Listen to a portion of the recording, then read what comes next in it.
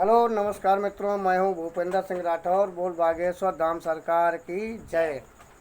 आज मित्रों जो मैं वीडियो लेकर आया हूं यह भी एक जीवन की सत्य घटना है, बल्कि हमारे नहीं मेरे बाबा जी के जीवन की ये सत्य घटना है।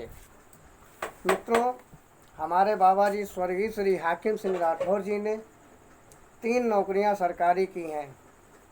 नंबर 1 पुलिस की नौकरी, दूसरी फौज की नौकरी, तीसरी पीएसी की नौकरी। आज अपने बाबा के जीवन परिचय पर मैं कुछ बोलना चाहूँगा। आज का जो कहानी का शीर्षक रहेगा वो ये रहेगा कि मेरे बाबा और जंगा डाकू। मेरे बाबा और जंगा डाकू। एक बात की बात है मित्रों कि मेरे बाबा मेरठ में पीएसी में नौकरी कर रहे थे और मेरठ में उनकी पोस्टिंग हुई थी। वहीं पर कैंप लगा हुआ था और वो कैंप किसी और के लिए नहीं बल्कि जंगा डाकू के लिए ही लगाया गया था। बाबा हमारे सुबह शौच क्रिया के लिए गए हुए थे। तो हुआ क्या कि एक बाजरा के खेत से बंदूकधारी डाकू निकला। गलती से मेरे बाबा ने उसको टोंक दिया। बोले कौन हो? तो उसने तुरंत आके जवाब दिया कि मैं हूँ जंगा, कहिए क्या काम है। तो उसने इनसे इंट्रोडक्शन पूछा कि तुम कौन हो। तो इन्होंने डर की वजह समझो या कुछ भी समझो, इन्होंने तुरंत उसको बोला कि मैं गांव का रिश्तेदार हूँ, मैं आपको नहीं जानता था, मुझसे गलती हो गई जो मैंने आपको टोंक दिया। तो उसने कहा कि चलो तुम रिश्तेदार हो इसीलिए हम तुम्हें छोड़े देते हैं, वरना किसी की हिम्मत नहीं है कि मुझे टोंक दे। तो मित्रों, बाबा कह रहे थे कि उस टाइम बाबा को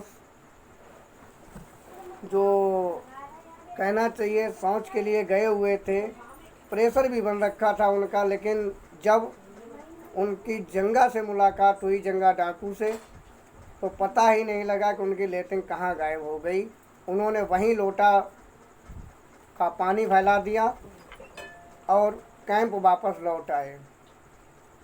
हमारे बाबा के एक मित्र थे राम शरण चौहान, वो उस मोहल्ले में रहते थे। और बाबा के एक मित्र थे तुलसी सिंह, वो भी पीएसी में तैनात थे। उस टाइम ये तीनों लोग, रामशरण चौहान, तुलसी सिंह और हमारे स्वर्गीय श्री हाकिम सिंह राठौर जो हमारे बाबा थे पूजनी, वो भी। तो रामशरण चौहान ने पूछा कि हाकिम आप बहुत जल्दी शौच क्रिया करके आ गए हो। बोले चौहान मैं शौच क्रिया करके कुछ नहीं आ गया, बात ऐसी हुई कि अचानक मुझे रास्ते में जंगा डाकू मिल गया। तो रामशरण चौहान ने कहा कि ये बात आपने मुझे बताई, कोई बात नहीं, लेकिन ये बात किसी दूसरे से चर्चा मत करना कि आपको जंगा डाकू मिल गया था। क्योंकि अभी पीएसी के जो बड़े अधिकारी हैं, अगर उनको ये जानकारी हो गई कि आपको जंगा डाकू मिला था, तो वो आपसे सवाल करेंगे कि जब डाकू के लिए ही एक पीएसी का कैंप पड़ा हुआ है, आपको मिला था, तो आपने पकड़ा क्यों नहीं उसको। तो इस बात को यहीं पे रहने देना। हुआ यूँ दोस्तों कि बाबा ने बात तो कहीं नहीं चलाई, लेकिन बाबा उस जंगा डाकू की वजह से पीएसी की नौकरी छोड़कर चले आए। मित्रों, जो मैं ये वीडियो बना रहा हूँ इसका कतई ये मतलब नहीं है कि हम अपने बाबा की कायरता को साबित कर रहे हैं।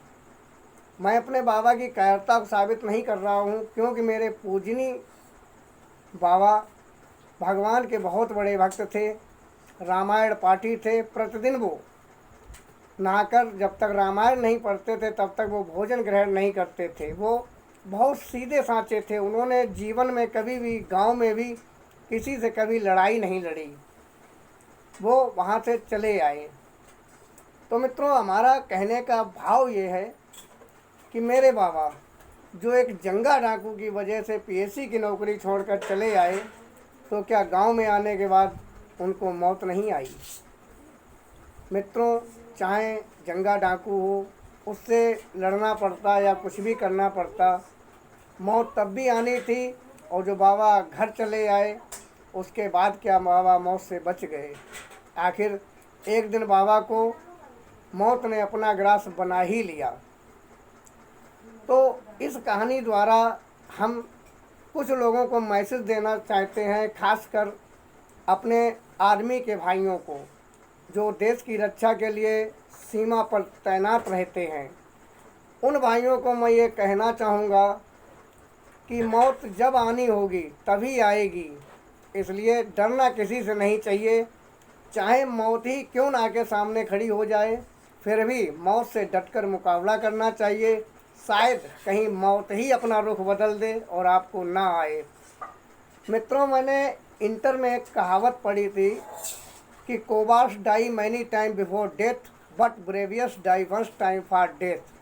कि कायर आदमी अपनी ज़िंदगी में बहुत बार मर चुका होता है और बहादुर आदमी सिर्फ एक बार मरता है।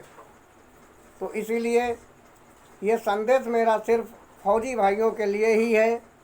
चाहे जंगा जैसा कोई डाकू हो, चाहे देश का कोई भी दुश्मन हो, चाहे आतंकवादी हो, कभी आप भागना नहीं, पीछे मुड़कर देखना नहीं, उनका सामना करो।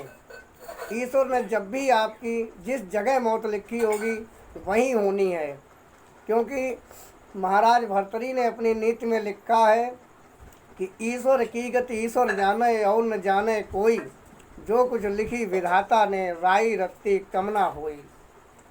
कि जो समय ईश्वर ने दे रखा है उसी समय पे हर चीज़ निश्चित होती है। इस वीडियो द्वारा हम आपको यही अवगत कराना चाहते थे मित्रों। अच्छा, अब आपसे इसी वीडियो में अपनी वाणी को हम विराम देंगे और आपसे विदा लेना चाहेंगे। अगर मेरा वीडियो पसंद आए तो इसे आप लाइक करना, सब्सक्राइब करना। जय महादेव।